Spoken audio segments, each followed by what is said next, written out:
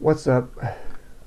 Okay, so today we have another Terry Farrell magazine here, and I'm not sure uh, from when this is from. Probably says on one of the other pages, but this originally was $4.95. This is from TV Zone. Let's see here.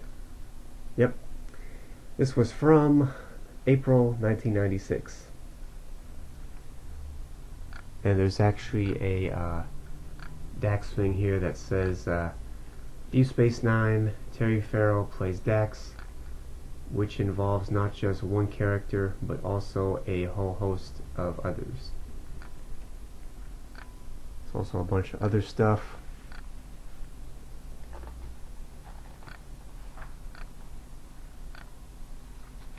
Was that? It says here, Red Dwarf, Bye Bye, Barry. I think Terry Farrell was on that show. But there was like several different kinds of shows. Like I think there was one I think there was like two Red Dwarfs though. One was in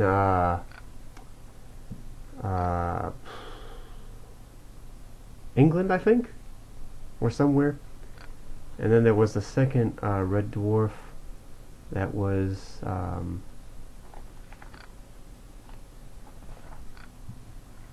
think in Hollywood or America somewhere. Something like that.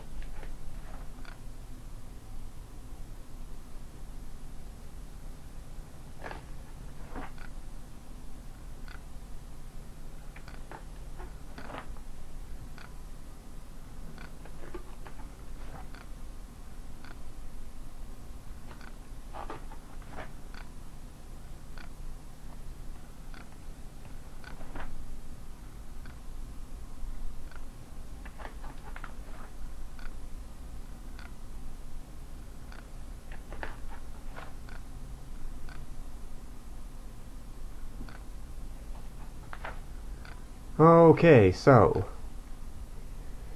it says here, Terry Farrell, Deep Space Sage interview, Deep Space Nine. Then it has some Dax pictures. Terry Farrell as Jadzia Dax. Okay, so this is the interview from the 90s.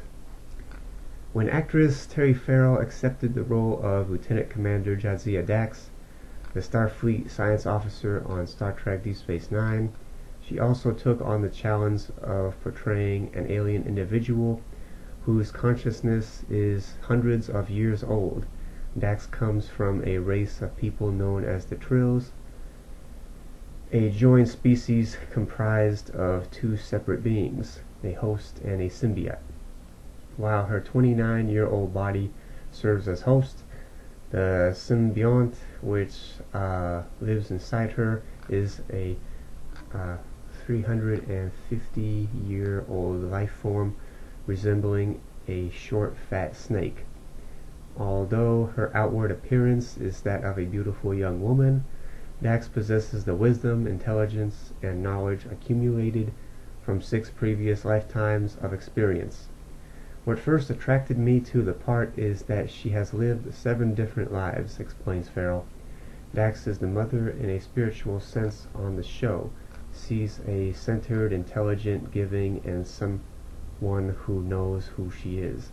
I thought, wow, these are things that will help me grow as an actress. I thought it would be a good stretch for me, especially since her past personalities are male as well as female. At first it was frustrating because the writers really didn't know who the character is other than that she is over 300 years old and has lived 7 lifetimes, the actress continues. When I got a script, it was sort of like, okay, Terry, go. I thought, I don't know what to do with this, but as we went on, the writers helped me a lot, and I found out more about her. I think what I've gotten comfortable with over the years is that since Dax has 7 different personalities inside of her, if I want to play one episode more masculine or feminine, or more introverted or extroverted, it works because maybe one of those personalities fits into a particular situation better. There are certain Jadzia qualities that I try to keep consistent, but what makes the part fun for me is that aside from those qualities, I don't have to play her the same all the time. Audition call.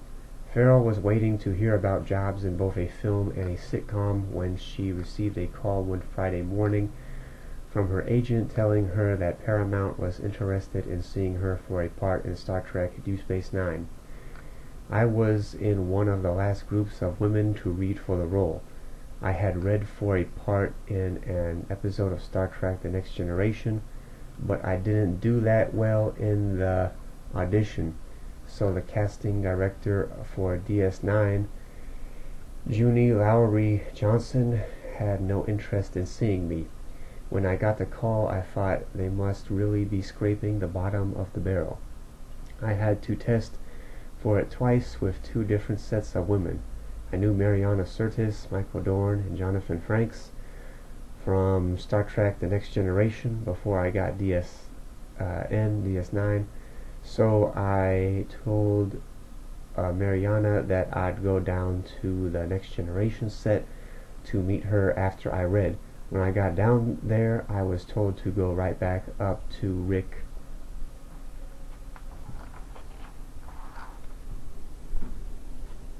Berman's executive co-producer office. All I could imagine was that Rick was going to give me some notes and that I was going to have to read again. When I got there, he said, "You know what? You're Jadzia Dax." I fell apart and started crying. It felt like it came right out of the blue since I hadn't expected it at all. Modeling. Born in Cedar Rapids, Iowa, Farrell was encouraged by a family friend to send her picture to various New York modeling agencies. To her surprise, she received a call from the prestigious Elite Modeling Agency. They flew out to Iowa, said that I looked like my pictures, and I signed with them. I moved to New York on June 4, 1981, recalls Farrell. When I got there, I was met by a woman, an editor at Mademoiselle, who was a friend of one of the agents at Elite. 6 weeks later, I was taking acting and commercial classes and had signed an exclusive contract with Mademoiselle.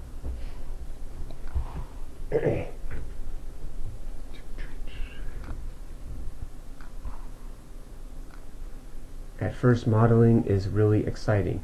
Then after you do it for a year, you realize that you've become a thing. People begin to talk as if you're not really there. Luckily, my acting class made me feel like a human being, someone whose opinion is respected and who can have ideas about things. So that's where I had my outlet. In 1984, Farrell quit modeling and moved to California, cast as Laurie Caswell in the short-lived series Paper Dolls.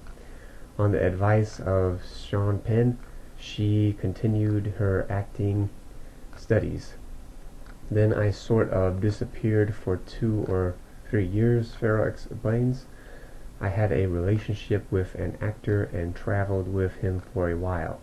The first thing I did when I got back to California was go to Stella Adler Studio and study various things such as Shakespeare, movement, scene study, and technique for 6 months.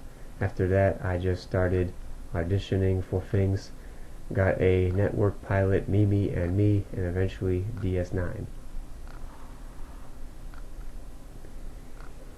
Red Dwarf pilot. Before Star Trek Deep Space Nine, the actress appeared opposite Rodney Dangerfield in the film Back to School and in Hellraiser 3. She played the cat in a short promotional film for a proposed American version of Red Dwarf, and guest starred on a number of television series including Family Ties, The Cosby Show, Quantum Leap, and The New Twilight Zone. Actually, the Twilight Zone episode was the first time it said starring Terry Farrell. I was so excited. I saw it in Merrimack, New Hampshire, with my aunt and uncle who, God love him, always thought I was a star and called me one before I was. I had so much fun doing that episode, the after hours. It was so exciting to work on a show that's all about what's happening to your character.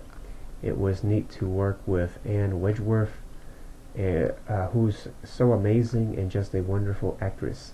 The whole thing was an all-around really cool experience. The actress laughs when recalling her mixture of surprise and embarrassment when she first saw the script for Quantum Leap. Scott Bakula and I naked on the beach. I thought, okay, fine. You've got to get past this and just do it. It was sunset when we shot the scene, and it was freezing in San Pedro. I had to walk out of the water, some of the dirtiest stuff on earth, go over to Scott Bakula, trying not to shake or let my teeth chatter, and kiss this actor I'm meeting for the very first time in my life. Scott was a really cool guy to work with, comments Farrell. After we shot that scene, during which time I noticed he had something weird on his stomach. Scott came to my trailer with all sorts of antiseptic things and shampoos he got from the nurse for me to use after being in that water. He also gave me some cream for poison ivy, because that's what he had already had on his stomach. Last regular. Okay, so before I read that, I'm going to go back to this other page and read all this other stuff that's there. But there's also some more pictures of Terry Farrell. This is from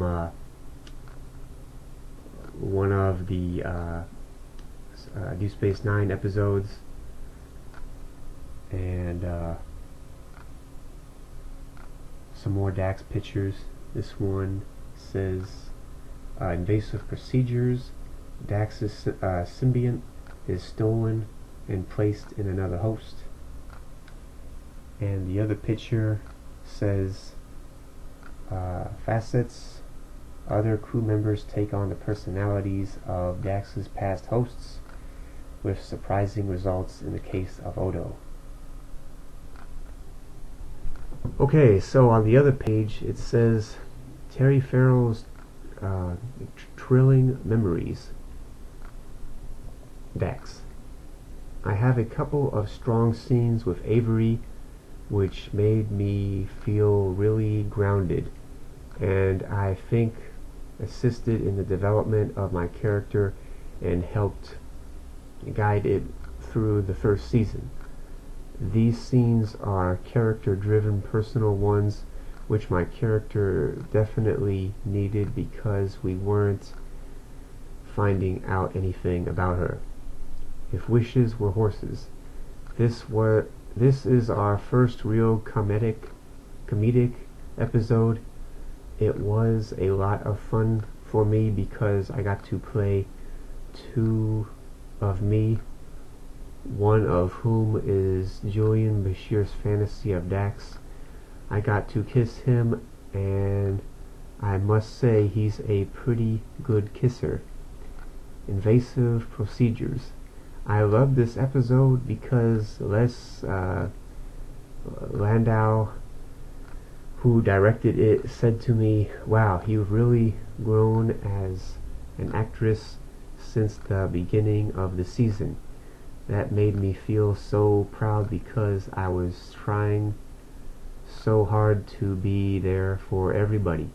I really enjoy the scene with Sid in which they've taken the worm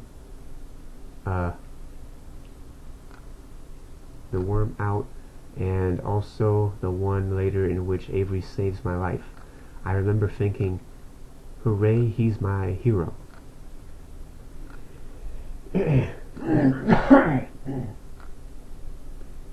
Shadow play.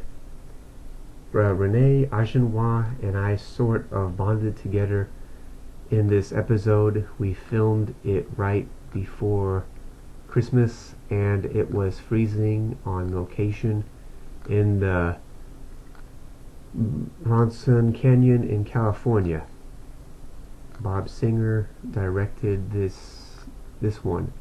He's a very nice man who doesn't pussyfoot around. He's really clear and right to the point. Blood Oath. I was like the little princess with three very sweet gentlemen, Michael and Sarah, John Galikos, and William Campbell, all in their very late 60s and early 70s, worrying about me all the time. Equilibrium. The special effects guys filled the big pool that Dax walks into with facial mud and heated it to 90 degrees. I was only in the water for 2 hours. I didn't get out between camera changes, but that mud bath made my skin so soft and was so relaxing that I slept for 12 hours that night. We thought the whole pool scene would take us until 3 in the morning, but we kept doing everything in one take, and the crew loved me because we wrapped by 11 that night. Facets. Everyone did a terrific job portraying Dax's past lives, and I enjoy watching them, but I don't see what the writers saw in my interpretation of Dax that made them write the characters in the way they did. They had thought about my doing a sort of split personality thing, but it would have been too hard to shoot in 7 days. Rejoined. This is the episode that I'm most proud of because it is told so honestly, and Avery did a wonderful job directing it. There really was a strong family feeling on the set, and everyone went out of their way to make Susanna Thompson and me feel so comfortable about the kiss. After the scene, Susanna went to a corner and cried, and I went out to my trailer and cried. Okay, so back on the other page, it goes back to the regular article that says, if it will focus, last regular. Farrell was the last of the regulars to be cast on Deep Space Nine, and as a result not only missed the opportunity to work with her fellow cast members during the first 2 weeks of filming the program's pilot emissary, but was the last to finish work on the episode.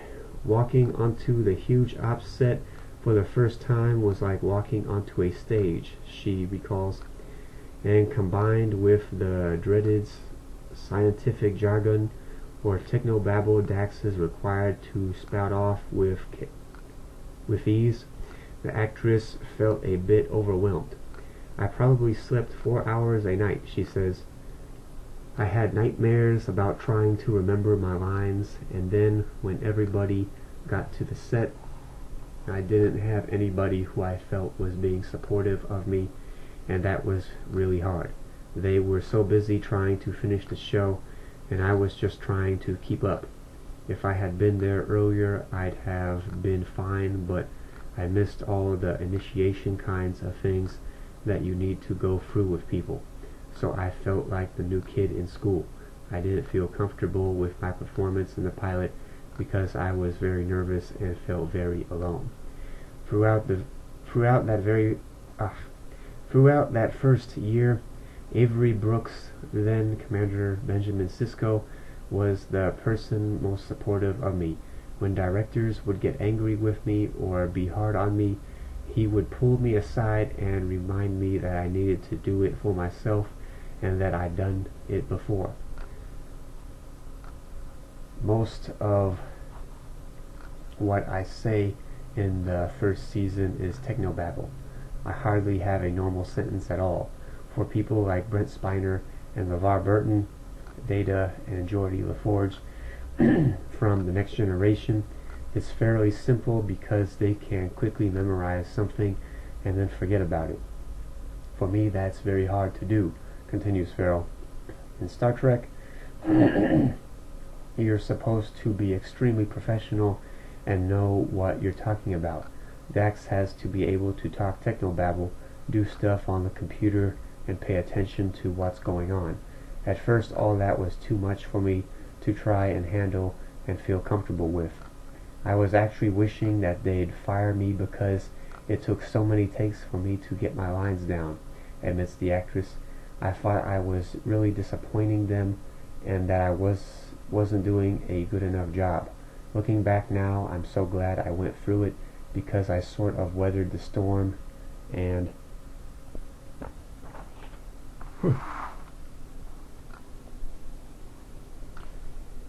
really learned a lot about myself. Audiences have also been given the chance to learn more about Dax, particularly about her relationships with Dr. Julian Bashir, Alexander Siddig, formerly Siddig El Fadil, and Sisko.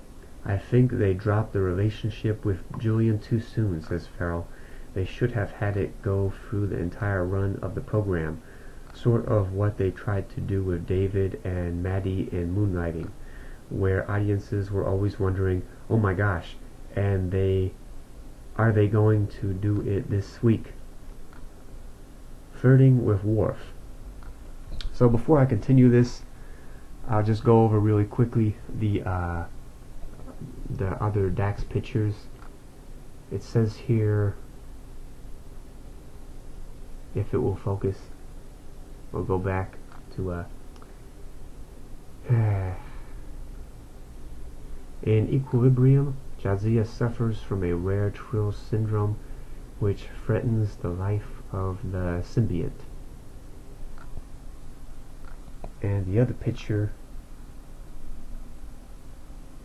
which says Meridian, Dax in Love.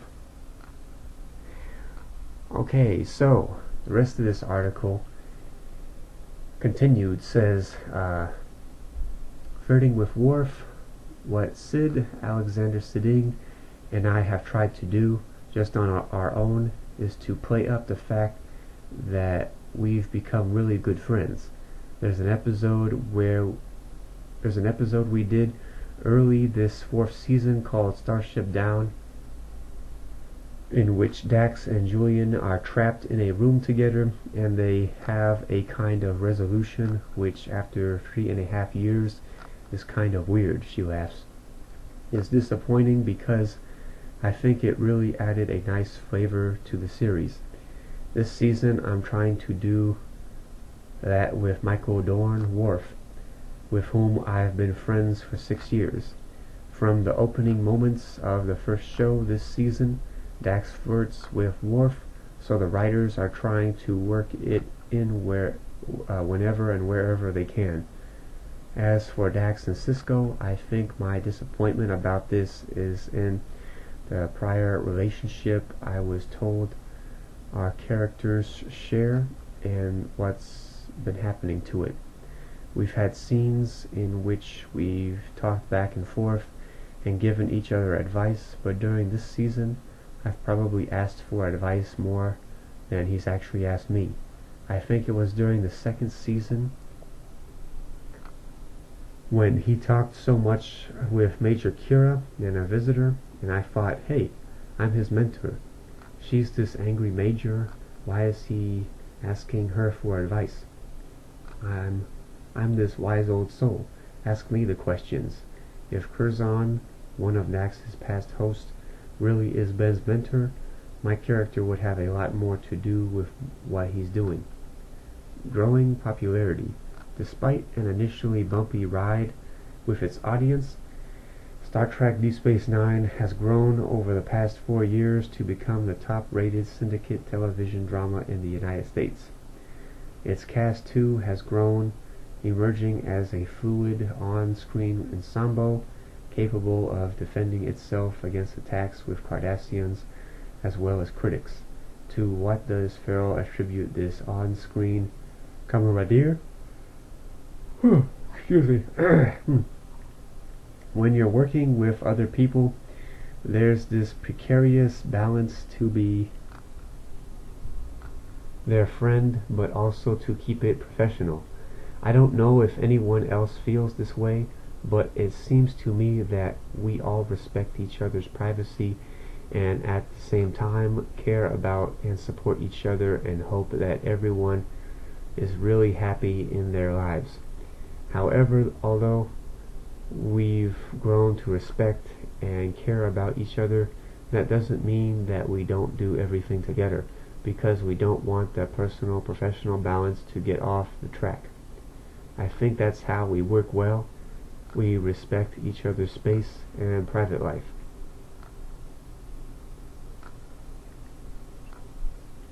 Farrell has also appeared in the mini-series Star and starred in the HBO movie Red Sun Rising, and recently took on a project requiring her to play a multitude of characters, 10 to be exact, in the CD-ROM Treasure Quest.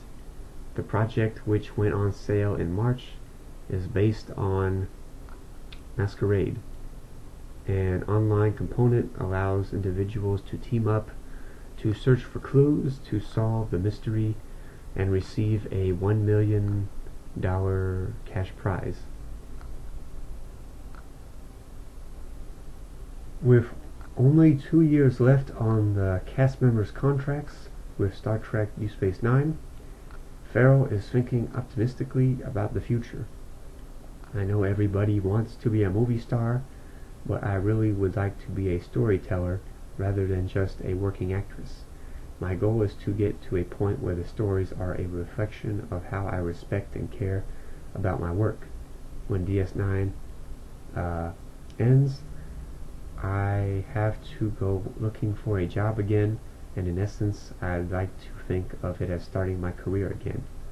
I'll have to go out and see people I haven't seen for a long time. This is like a stepping stone to the next level, she says thoughtfully, and I think the best is yet to come for me. Dax herself wouldn't disagree. Stephen Eramo. Okay, and so that's the end of that interview or article. The rest of this magazine is just all kinds of other stuff. Like this stuff here is just, oh, these are posters from various The Next Generation episodes. And there's all kinds of other advertisements and articles and commercials in the rest of this magazine.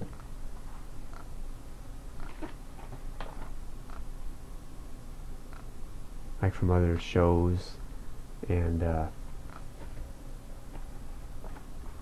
stuff.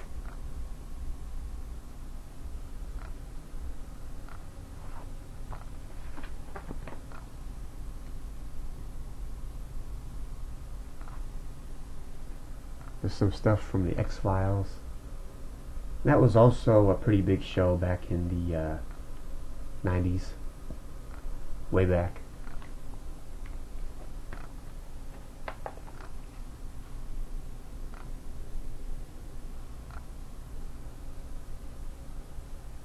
Oh, and here's another Deep Space Nine picture, and this is for Star Trek Deep Space Nine. This must be one of the episodes and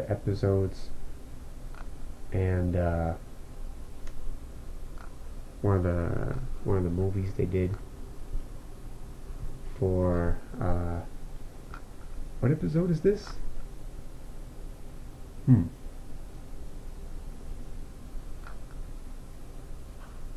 I don't think it says. It's just oh, it does. This is the Deep Space Nine Hippocratic Oath.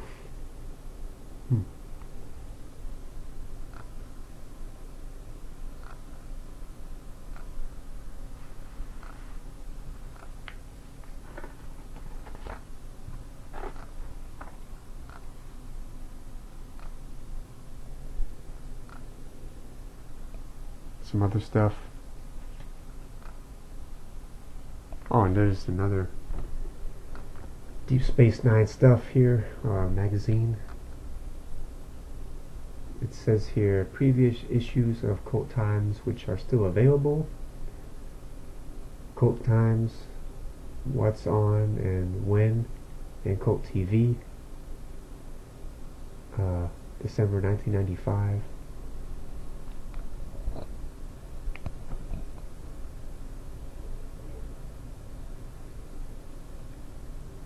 $1.95, and show stealer Armin Shimmerman on the profit of playing Quark in Star Trek Deep Space Nine. Yeah, this stuff just goes to show you how old this stuff is. Like 10 or 20 years ago. What does this say? It says here,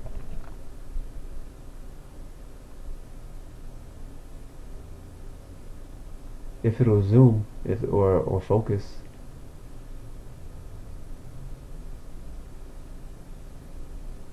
Introducing your comprehensive guide to the Kulf month on TV, now with more pages covering the new Sci-Fi channel. And I guess this other stuff, it just talks about some of the other articles and shows that are in that magazine. So yeah, that's old stuff. Yeah, that magazine was from 1995. These other 90s magazines. So yeah, that's real old stuff, real ancient stuff, from like a museum type stuff. And these are just some of the other magazines. Yeah, and those are just some of the other magazines, I guess, that they had. A whole lot of magazines. That's about it.